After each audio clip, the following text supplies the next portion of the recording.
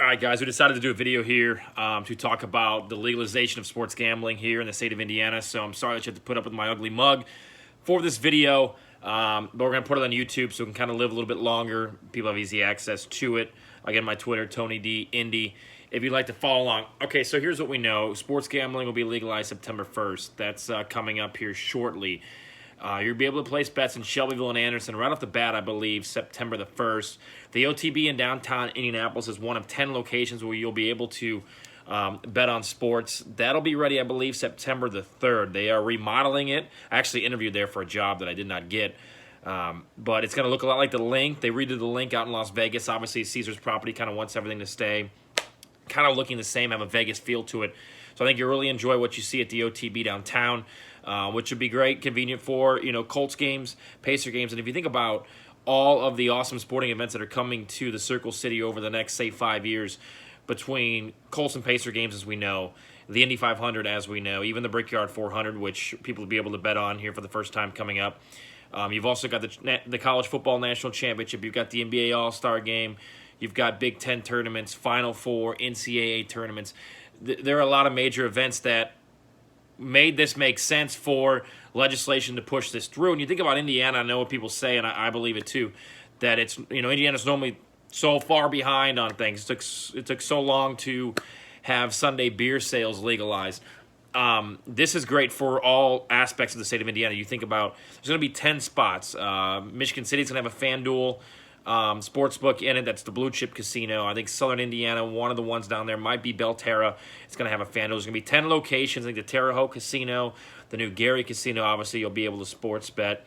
And then Anderson and Shelbyville, Indiana Grand, and Hoosier Park, you'll be able to play sports bets there as well. So it's going to be fun. I think it's going to bring a lot of money into the economy.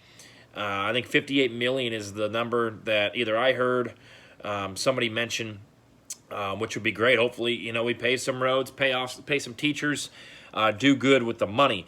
So there's so many different layers, elements into what goes into this, as far as what you can bet, how you can bet it, when you can bet it.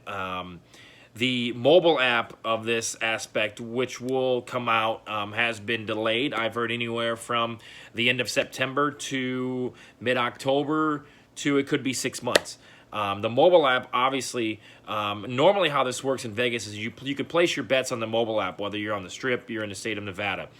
Then you take your winning mobile app and you have a code and you take it to the sports book and you directly get your money from the sports book as a way to get you, into the sports book, because they're all about customer service once you get into the set sports book, as far as trying to get you to stay, maybe comp you a beer, give you some extra points, get you to want to come back into the restaurant/bar, because at the end of the day, it is a restaurant/bar that you can also gamble on sports at.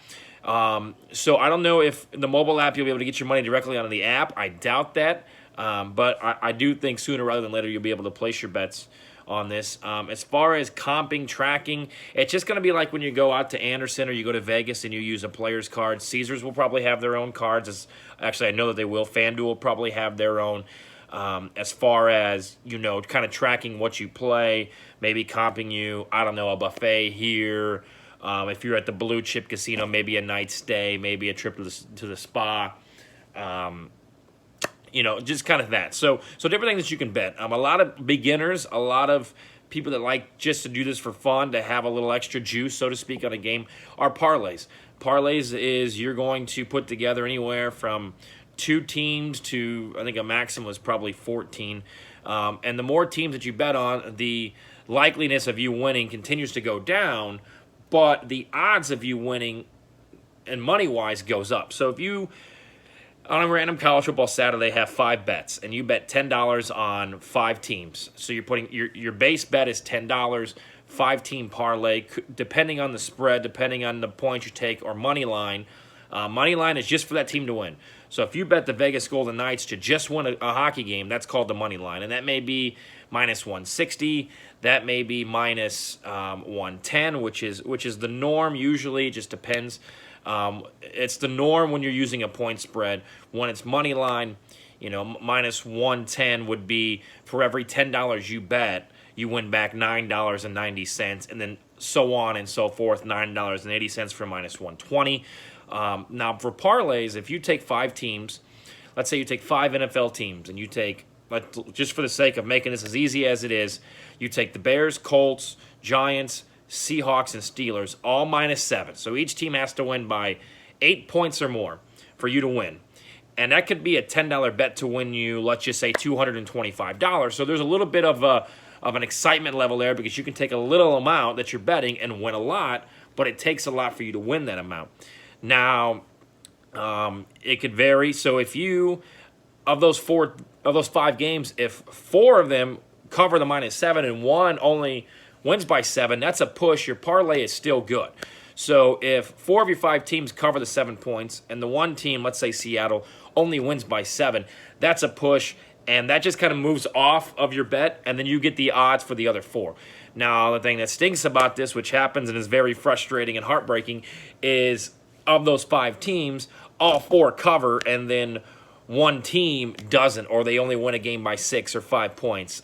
They're tough to do, but they are fun, and it is a good way, if you can hit some, to cover what you spent, maybe on other bets, or to simply turn a small amount and a small buy-in for a huge profit, a huge payback. Money lines, as I mentioned, that's just betting the team straight up. So for baseball-wise, the Yankees are going to be favored in pretty much the rest of their games this season. So if you look at minus 200, let's say the Yankees are minus 200 on the money line to beat the Orioles. If you put a certain amount, minus 200 is the bet that you're going to get just for the money line. So if you put $10 on it, you're only going to get $5 in return, because the odds aren't in favor of Vegas, so to speak. They're in favor of you, because more than likely the Yankees are going to win that said baseball game. So it kind of evens it out, so to speak. We kind of touched on spreads. Teasers are like parlays, except you have the ability to adjust the spread. So if it's Seahawks, Packers, and Bears all minus 7, and you want to tease those down to minus 2, minus 3, you can do so, but the odds go back into Las Vegas's favor or the casino's favor when you bet that, because they're giving you the ability to change the spread, but you may have a 3-team teaser for $100 that only pays you back $65 because you've adjusted that. So that's another way to have better odds to maybe not win as much. I know a lot of people love to do that.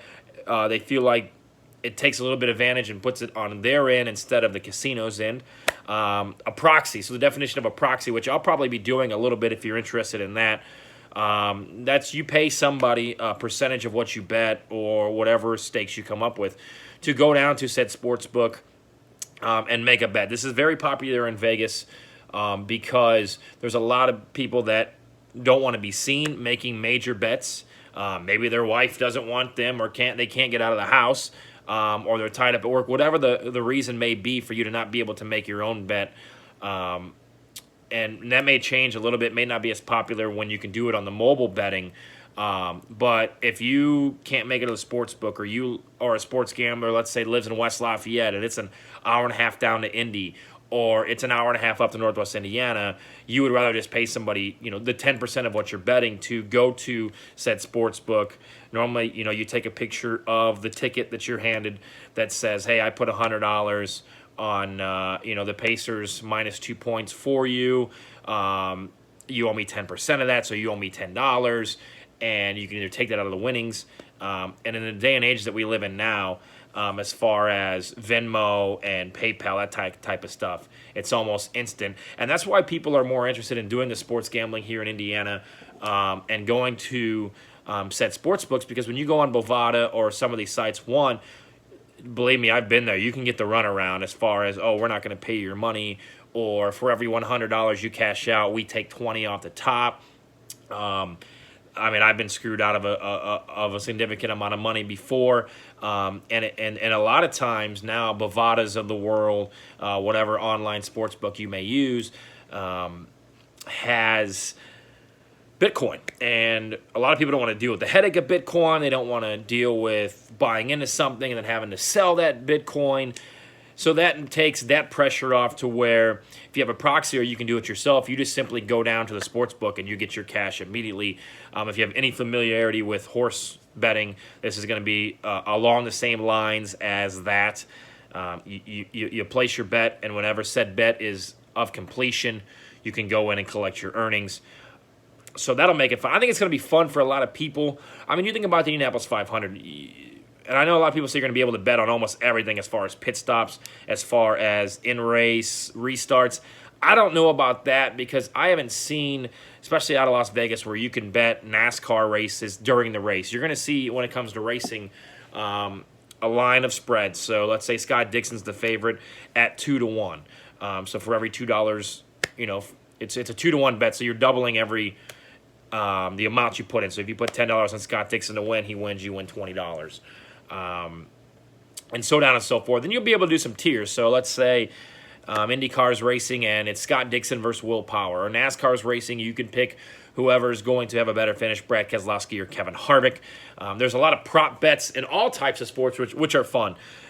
The most popular is the Super Bowl. You could bet what Gatorade color. You can bet the coin toss. Will the first play be a run or a pass? How long will the longest field goal be? You'll be able to do this for racing. You'll be able to do this for some hockey games, a lot of NBA games, as far as how many points will James Harden have tonight, over under 34.5. You'll see a lot of halves and spreads. Those could be a killer sometimes.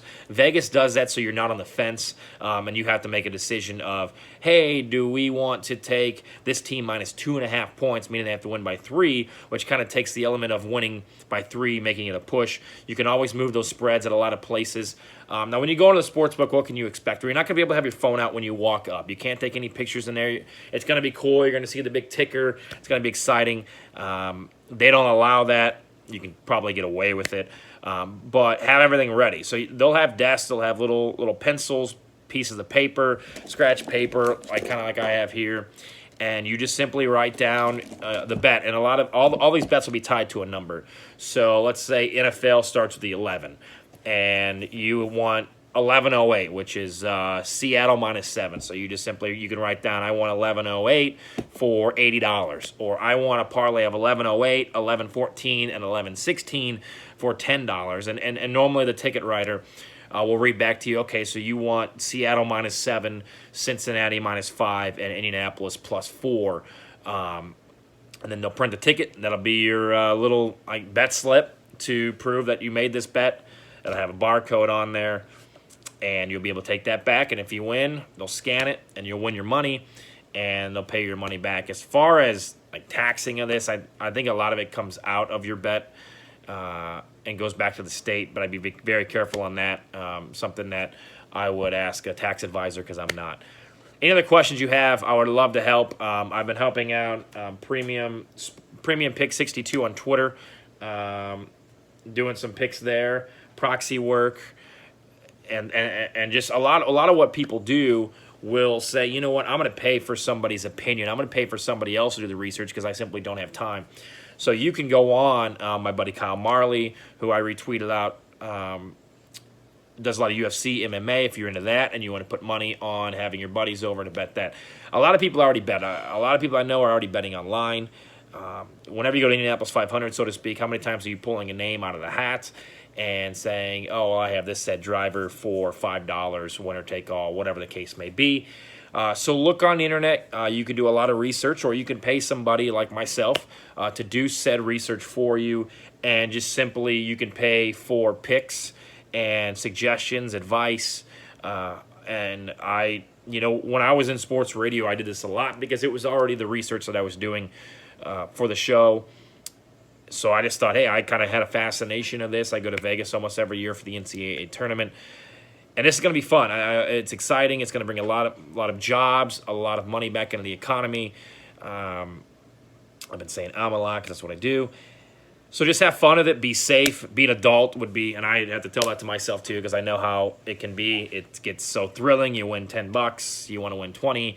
You lose 100. You get in the hole. You want to dig yourself out. So do your research. You can ask me for picks. I'm going to be letting people buy most of my picks. I'm sure I'll give out a free couple here and there. If you have any questions, at Tony D Indy. Appreciate you watching this, and have some fun at the sports gambling thing. I think it's going to bring a lot of money into the economy. It may die out like everything does in 2 to 3 years, but I still think it's going to be popular for a long time, and people are going to want to do it. People are going to want to do it for a living, which is incredibly hard to do. But I'm looking forward just to the fun part of it, being able to go down and, maybe before a Pacer game, put a $50 bet in on said game and have some fun and just enjoy it, because it's cool. This is great. Kudos to Indiana for letting this happen, because you get it in before the surrounding states do, and you get all that economy. People from Detroit come down, people from Chicago, Louisville, Columbus, Ohio, St. Louis. There's a lot of great sporting events in the city coming up that are going to kind of boost the sports wagering aspect of this. So at Tony D Indy on Twitter, and if you want to follow at Premium Pick 62, I've been helping out there, doing a lot of stuff as far as selling picks and just kind of trying to stay on top of everything. Any other questions, any suggestions, or anything you want to teach me, because I'm still learning a lot of this as well, please feel free to do so.